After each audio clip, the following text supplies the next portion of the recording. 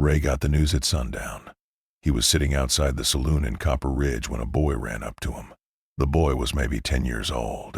Out of breath. "Mr. Cole," the boy said. "Your sister sent me. She says you need to come right now." Ray stood up. His heart dropped. "What happened?" "It's Danny, sir. He's hurt bad. Real bad." Ray didn't ask questions. He got on his horse. He rode hard through town. Dust flew up behind him. His sister Lisa lived on the edge of Copper Ridge. A small house, a garden out front. Danny helped her keep it nice. When Ray got there, he saw people standing outside. Their faces were sad. Ray's stomach turned. He jumped off his horse. He ran inside. Lisa was on the floor, holding Danny, rocking him back and forth. Her dress was covered in blood. Danny's blood. Ray stopped. His legs felt weak. Danny wasn't moving. "Lisa," Ray said quietly. She looked up. Her face was wet with tears. Her eyes were empty. "They killed him, Ray. They beat my boy to death." Ray knelt down. He looked at Danny's face. His nephew, 17 years old. He'd been a good kid. Helped his mother. Worked at the stable. Never caused trouble. Now he was gone. "Who did this?" Ray asked. His voice was steady, cold. "3 men, Lisa said. Carlos Gutierrez, his brother Miguel, and a man they call Flaco. They wanted Danny to help them. Rob the stagecoach next week. Danny said no, so they beat him. Behind the stable, left him to die." Ray felt something dark move through his chest. The Gutierrez gang. He knew them. Everyone knew them. They were thieves. They ran drugs and guns between Arizona and Mexico. "Where are they now?" Ray asked. "I don't know. Someone said they rode south, toward the border." Ray stood up. He put his hand on Lisa's shoulder. "I'll handle this." "Ray, no. The sheriff won't do anything, you know that. The Gutierrez gang owns half this town." Lisa grabbed his arm. "Please. Don't get yourself killed. I can't lose you too." Ray looked down at Danny one more time. Then he looked at his sister. "I promise you, they won't get away with this." He walked outside. The sun was setting. The sky was red and orange. Ray got on his horse. He rode to the edge of town, to a small camp where his brothers waited. Not family brothers, gang brothers, the Angels.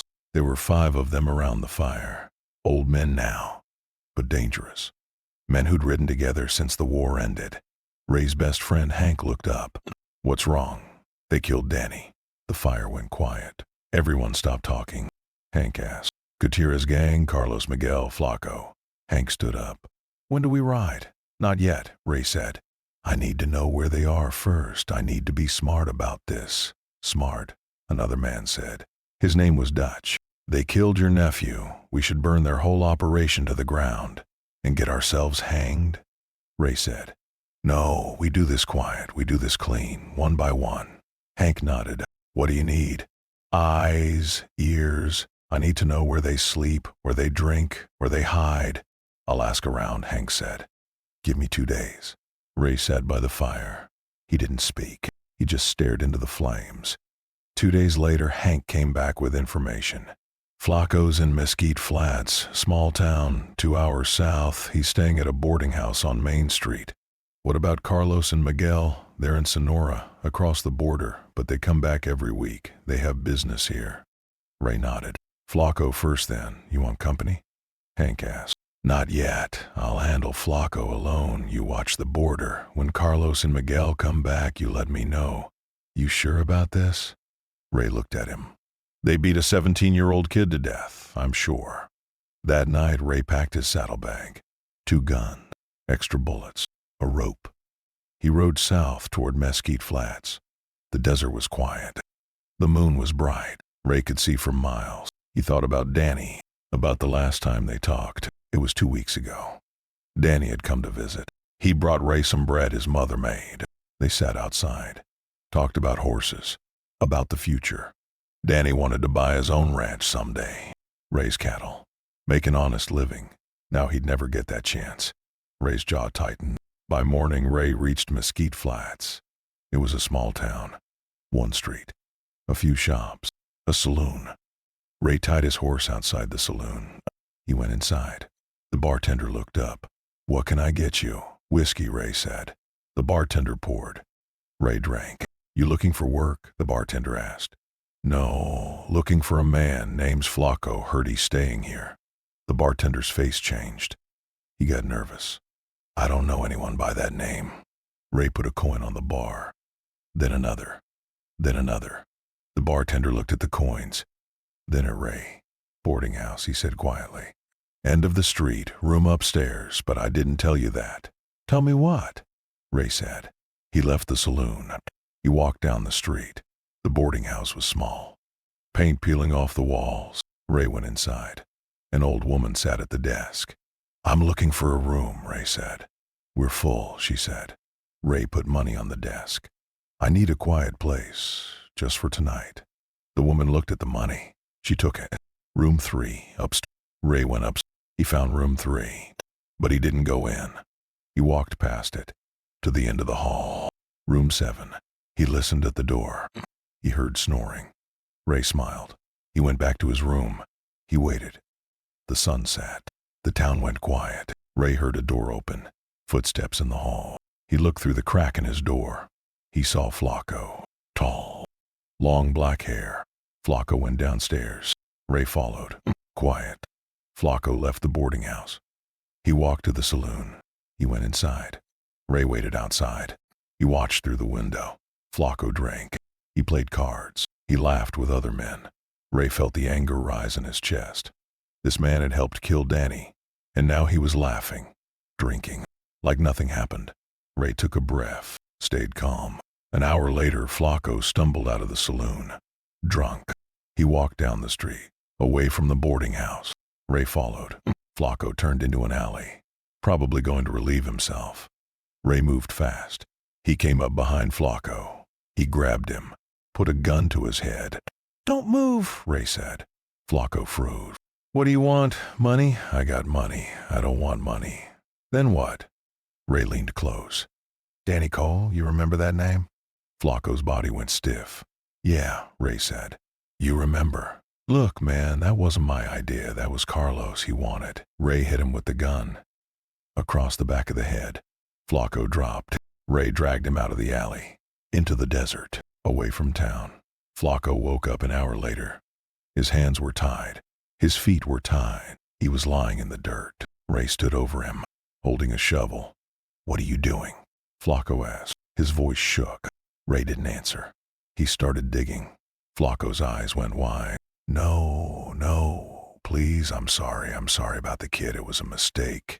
A mistake? Ray said. You beat him to death. That's not a mistake. That's murder. Please, I'll do anything. I'll leave. You'll never see me again. Ray kept digging. The hole got deeper. Flacco started crying. Please don't kill me. Ray stopped digging. He looked at Flacco. Did Danny beg? Ray asked. When you were beating him, did he beg for his life? Flacco didn't answer. That's what I thought, Ray said. He pulled out his gun. He aimed at Flacco's head. This is for Danny. He fired. The desert went silent. Ray dragged Flacco's body into the hole. He covered it with dirt. He smoothed it over. By morning, the wind would erase the tracks. No one would ever find him. Ray rode back to Copper Ridge. When he got there, Hank was waiting. Hank asked. 1 down, Ray said. 2 to go. Carlos and Miguel crossed the border yesterday. They're headed to Tucson. Big deal going down. Ray nodded. Good. Let them think they're safe. Let them think Flacco just ran off. And then we finish this. Ray waited 3 days. He wanted Carlos and Miguel to get comfortable. Wanted them to think Flacco just disappeared. Ran off. Got scared. On the 4th day, Hank rode into camp. They're back, Hank said. Carlos and Miguel, they're staying at the Silver Dollar in Tucson. Heard they're asking around about Flacco. Good, Ray said. Let them worry. You going after them both? Not yet. Miguel first, then Carlos. Why that order? Ray looked at Hank. Because Carlos is the leader. I want him to feel what it's like to lose someone. Just like Lisa lost Danny. Hank nodded. When do we leave? Tonight. But you're not coming all the way. I need you to watch the roads. Make sure no one follows me back. Ray, these aren't just thugs anymore. Carlos has men, real gunfighters. You go after Miguel, Carlos will know. I'm counting on it, Ray said. That night, Ray and Hank rode toward Tucson. The desert was cold. Only the stars gave light. They stopped 5 miles outside of town. "This is where you wait," Ray said. "Anyone comes down this road that isn't me, you turn him around, any way you have to." Hank pulled out his rifle. "Be careful." Ray rode into Tucson alone. The town was bigger than Copper Ridge. More people, more noise. The Silver Dollar was on the main street. Music poured out. The sound of glasses clinking. Ray tied his horse 2 streets over. He didn't want anyone to see it. Didn't want anyone to connect him to what was about to happen. He walked to the Silver Dollar. He stood outside, watching through the window. He saw Miguel, sitting at a table, playing cards, drinking whiskey. 2 other men sat with him. Ray frowned. This was going to be harder than Flacco. He walked around to the back of the saloon. There was an alley, a back door. Ray waited. An hour passed. Then, finally, the back door opened. Miguel stepped out. He lit a cigarette. Ray moved fast. He came up behind Miguel, put his gun to Miguel's back. "Don't turn around," Ray said quietly. Miguel froze. "Who are you?" "Doesn't matter. Walk straight ahead into the alley. You're making a mistake, friend. You know who I am?" Ray pushed the gun harder. Miguel walked into the dark alley. "Stop," Ray said. Miguel stopped. "What do you want? Money? I got plenty. Just tell me how much." "Turn around," Ray said. Miguel turned. He looked at Ray's face. His eyes narrowed. "I don't know you, but you knew Danny Cole." Miguel's face changed. Recognition. Then fear. "You're the uncle," Miguel said. Miguel's hand moved toward his gun. Ray shot him in the hand. The gun fell to the ground. Miguel screamed. He grabbed his bleeding hand. "You shot me." "Be quiet," Ray said, "or the next one goes in your head." Miguel's face was pale. "Look, man, the kid, that was business. He was in the wrong place." Ray hit him across the face with his gun. Miguel fell to the ground. Blood poured from his nose. "Business?" Ray said. "He was 17 years old. You beat him to death because he wouldn't help you rob a stagecoach." "It wasn't supposed to go that far," Miguel said. Carlos got angry. Things got out of hand. "Things got out of hand," Ray repeated. "That's what you tell yourself?" Miguel looked up. "Please, I got a family, a wife, 2 kids. Ray felt something twist in his chest, but he didn't lower his gun. Danny had a family too, a mother who loved him, an uncle who would have done anything for him. "I'm sorry," Miguel whispered. "I'm sorry. Too late for sorry." Ray aimed his gun. Miguel closed his eyes. But then Ray heard something. Footsteps coming from the street. "Miguel," a voice shouted. "You out here?" Ray cursed. He looked toward the alley entrance. 2 men were coming. Miguel's friends from the saloon. Miguel opened his eyes. He saw Ray's hesitation. He opened his mouth to shout. Ray fired. 1 shot between the eyes. Miguel's body fell back. The footsteps got closer. Ray ran. He jumped over a fence, into another alley. He kept running. Behind him he heard shouting. "Miguel's dead. Someone killed Miguel." Ray ran through the back streets of Tucson. He reached his horse. He untied it. He rode hard toward the edge of town. Gunshots rang out behind him. Bullets hit the dirt near his horse's hooves. Ray didn't look back. He just rode. He made it out of town, into the desert. The shooting stopped, but he knew. Carlos would know now, would know someone was hunting them. Ray rode until he reached Hank. Hank saw him coming.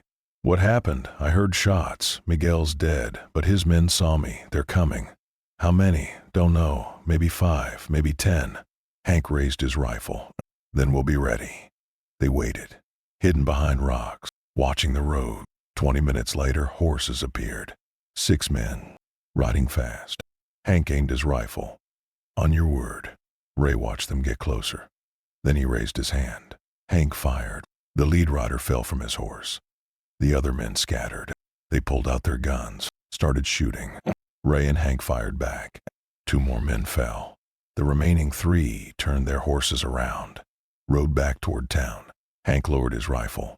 "They'll be back with more men." "I know," Ray said. "We need to move, now." They rode hard, away from Tucson, into the deep desert, where no one would follow. They rode all night. By morning they reached a canyon, a place the angels used to hide when the law was chasing them. They set up camp, made a fire. That was messy, Hank said. Not like you. Ray nodded. I know, but Miguel's dead. That's 2 down. Carlos is going to come for you now. He's going to bring everyone he has. Let him, Ray said. Ray, you can't take on the whole Gutierrez gang, not alone. I'm not alone. I have you. I have the others. Hank shook his head. The others are old, Ray. Dutch can barely see. Tommy's got a bad leg. We're not the angels we used to be.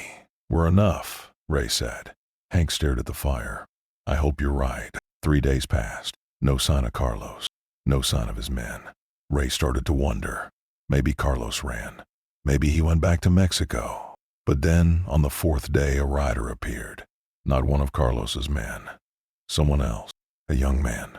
Maybe 25. He rode up to the canyon slowly. Hands raised. No gun drawn. Ray and Hank came out from the rocks.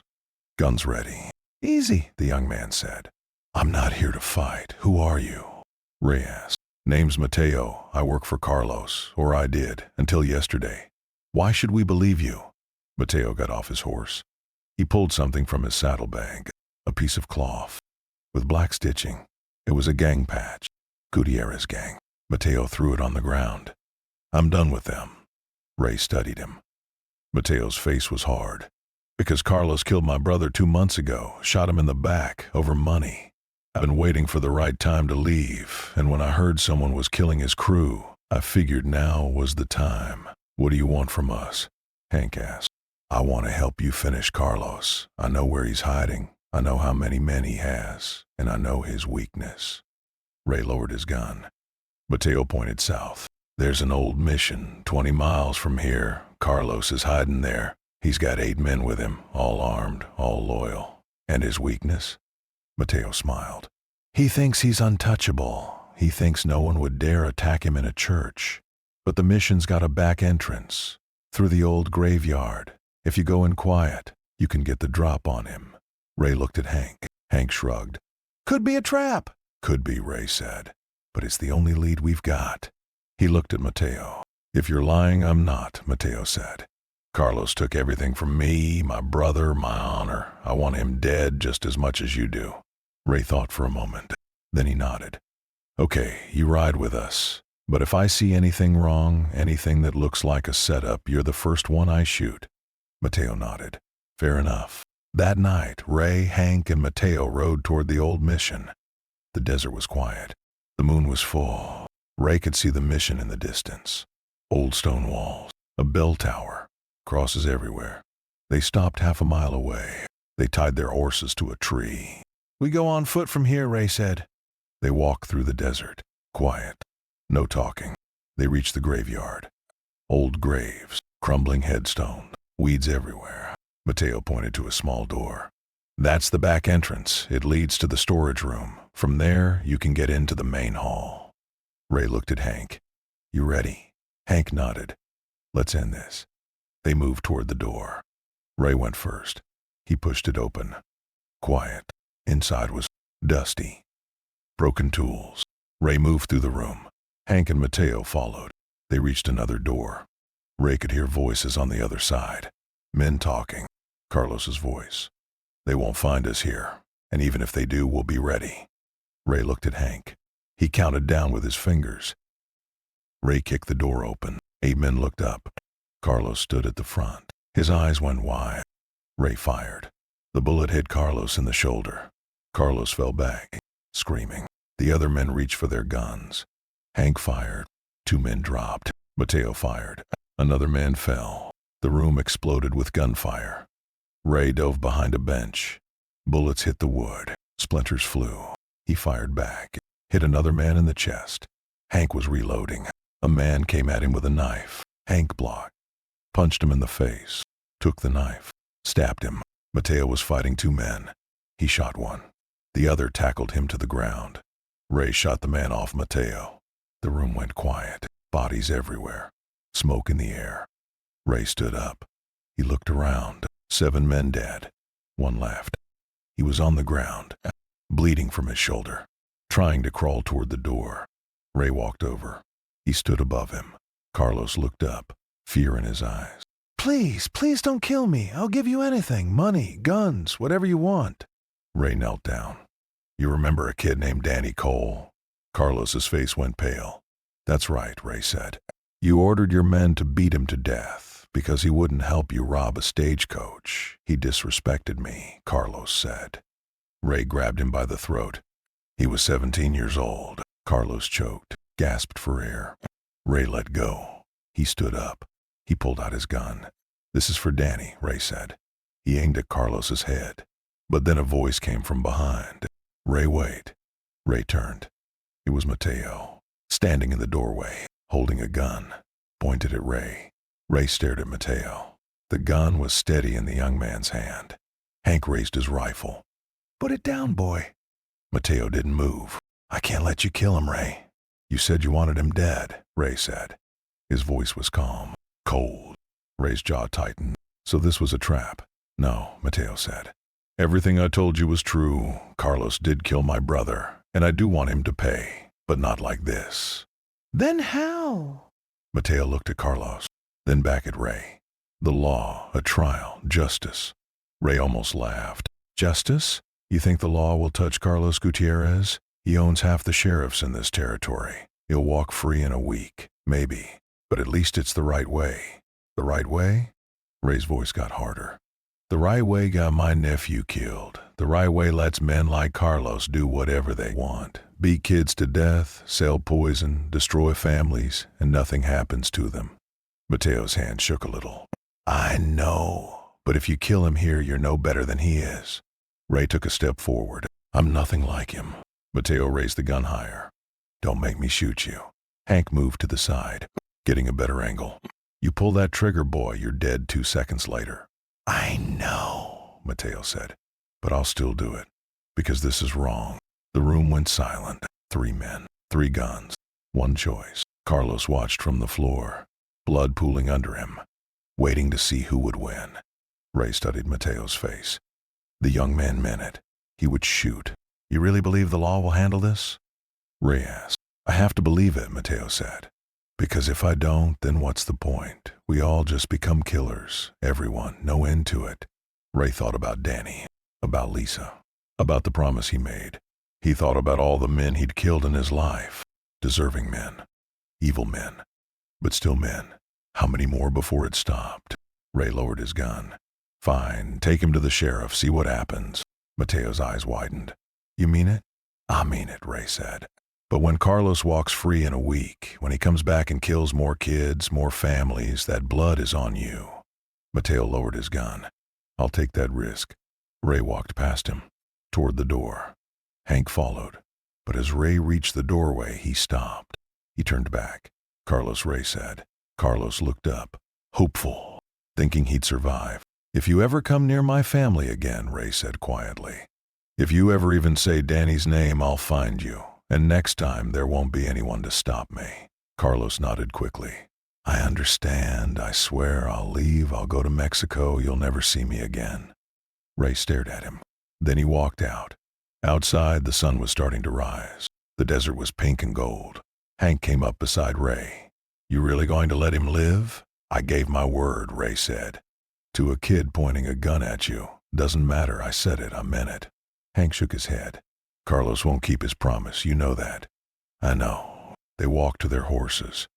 They untied them, started to ride away. Behind them, Mateo came out of the mission, dragging Carlos, getting him on a horse. Ray didn't look back. They rode for 2 hours, back toward Copper Ridge. The sun was high now.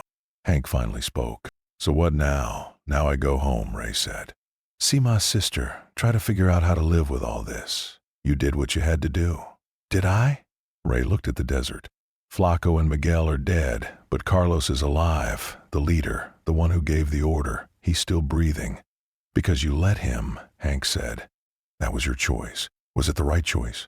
Hank was quiet for a moment. I don't know, but it was a choice a good man makes, and that counts for something. Ray wasn't sure he believed that. They reached Copper Ridge by evening. The town was quiet, peaceful. Ray rode to Lisa's house. He got off his horse. He knocked on the door. Lisa opened it. Her eyes were red, but she smiled when she saw him. Ray, she said, "You're back." She hugged him. "Did you find them?" Ray nodded. "2 of them are gone. The third, I let him go." Lisa pulled back. "What? Why?" Ray told her everything. About Flacco. About Miguel. About Carlos and Mateo. When he finished, Lisa was quiet. "Are you angry?" Ray asked. Lisa looked toward the sunset. "I should be." Carlos gave the order. "He's the one who deserves to die the most. But Danny wouldn't have wanted this, any of this. He was a good boy. He believed in doing things the right way, even when it hurt." Ray felt something break inside him. "I failed him." "No," Lisa said. She took his hand. "You got justice for him. 2 men are dead.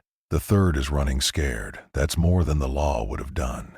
"It doesn't feel like enough." "It never does," Lisa said. "But it's over now, and we can start to heal." Ray wasn't sure about that, but he nodded anyway. That night, Ray sat outside Lisa's house, looking at the stars. He thought about Danny, about the kind of man he would have become. Everything Ray used to be. Before the war. Before the angels. Before all the blood. Ray heard footsteps. He turned. It was Hank. "Thought I'd find you here," Hank said. He sat down. "Can't sleep?" "No." They sat in silence for a while. Then Hank said, "You hear the news?" "What news?" "Mateo got Carlos to the sheriff in Tucson. Sheriff locked him up. Said he'd hold him for trial." Ray nodded. "How long before Carlos buys his way out?" "That's the thing," Hank said. "He didn't. One of Carlos's own men turned on him, gave testimony, said Carlos ordered the hit on Danny, said he's been doing it for years, killing kids, innocent people." Ray looked at him. "Which man?" "Don't know his name, but word is Carlos is going to hang." Ray felt something in his chest. Not happiness, not satisfaction, just... Ray asked. 2 weeks, public hanging in Tucson. Ray leaned back, looked at the stars again. "You going to watch?" Hank asked. "No," Ray said. "I've seen enough death." Hank nodded. "Fair enough." 2 weeks later, Ray was working in his camp when a rider came. It was Mateo. Ray stood up, hand on his gun. "What do you want?" Mateo got off his horse. He looked different, older somehow. "I came to apologize," Mateo said. "For what?" "For what I said at the mission, that you were no better than Carlos. That was wrong. You're nothing like him." Ray studied him. "What changed your mind?" "Carlos hanged yesterday. Before he died, he confessed to everything. Killing my brother, killing Danny, dozens of others. He laughed about it, said they deserved it, said he'd do it again." Mateo's voice cracked. "You were right. Men like him don't deserve mercy. They deserve exactly what you gave Flacco and Miguel." Ray shook his head. "But I didn't give it to Carlos, and he still died. The law handled it. Barely. If that one man hadn't testified, Carlos would have walked. You know it. I know it." Ray was quiet. Mateo pulled something from his pocket. A piece of paper. He handed it to Ray. This was on Carlos, in his cell. He wrote it before he died. Ray unfolded it. It was a letter, written in messy handwriting. "To the uncle of Danny Cole. You won. You killed my brothers. You destroyed my gang. You took everything from me. I hope you're happy. I hope you sleep well at night. Because I never did. Every kid I hurt, every family I destroyed, I saw their faces. Every night, in my dreams. And now I'll see them forever, in hell, where I belong." Ray folded the letter. He put it in his pocket. "He was scared of you," Mateo said. "Even at the end, he knew you could have killed him, and he knew you chose not to. That scared him more than dying." Ray looked at Mateo. "Why are you telling me this?" "Because you need to know. What you did mattered, not just killing Flacco and Miguel, but letting Carlos live. It made him face what he'd done, made him die with that weight. That's worse than a bullet." Mateo got back on his horse. "Thank you, Ray, for everything." He rode away. Ray stood there, the letter in his pocket. He walked to Lisa's house. She was in the garden, planting flowers. "Ray," she said. She smiled. "What brings you here?" "Carlos hanged yesterday." Lisa's smile faded. "Oh," he confessed. "To everything, Danny, all of it." Lisa nodded slowly. "Is it over then?" "Yeah," Ray said. Lisa walked over. She hugged him. "Thank you for everything you did." Ray hugged her back. "I'm sorry it took so long. You did what you thought was right. That's all anyone can do." They stood there for a moment. In the garden. In the quiet. Then Lisa pulled back. Come inside, I made stew. You look like you haven't eaten in days. Ray smiled. A real smile. The first one in weeks. I'd like that. Inside, they ate together. They talked about Danny, about good memories, about the future. For the first time since that terrible night, Ray felt something like peace. Later, Ray rode back to his camp. The sun was setting. The desert was beautiful, red and orange and gold. He thought about everything that happened. Miguel, the choices he made, the lives he took, the life he spared. He didn't know if he did the right thing, probably never would. But Danny was at peace now. Lisa was healing, and the men who killed Danny were gone. That was enough. Ray reached his camp. Hank was there. Tommy. They sat around the fire, drinking, talking. Ray, Hank said. Good to see you. Thought you might ride off, disappear. Not yet, Ray said. He sat down. Still got some living to do. Dutch handed him a bottle. To Danny, good kid, deserved better. They all raised their bottles. To Danny, Ray drank. The whiskey burned, but it felt good. He looked at his brothers. Old men. Scarred, but still here. Still loyal. Thank you, Ray said. For everything, for riding with me, for having my back. That's what brothers do, Hank said. Ray nodded. Yeah, that's what brothers do. They sat there, under the stars, in the desert. Men who'd seen too much, done too much, but still breathing, still together. And for now, that was all that mattered. The wind blew through the camp. Gentle. Ray closed his eyes. He thought about Danny one last time. Imagined him smiling. At peace. I got them, Ray whispered. All three, you can rest now. The fire crackled. The stars shined bright. And Ray Cole, founding member of the Angels, finally let himself rest too. The last ride was over. The end.